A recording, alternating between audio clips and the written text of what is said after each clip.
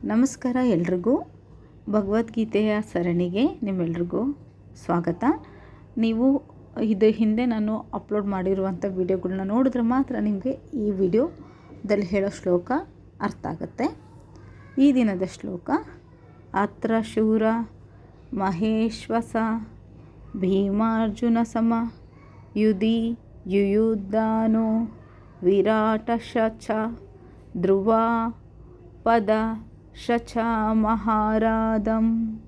ಇದರ ಸರಳ ಅರ್ಥ ಬಂದು, ಈ ಪಾಂಡವರ ಸೇನೆಯಲ್ಲಿ ಭೀಮ ಮತ್ತು ಅರ್ಜುನರಿಗೆ ಸಮನಾರಾದ ಯುಯುಧನ, ವಿರಾಟ, ದೃಪದ ಹಾಗೂ ಅನೇಕ ಶೂರ ಮಹಾಧರರು ಇದ್ದಾರೆ.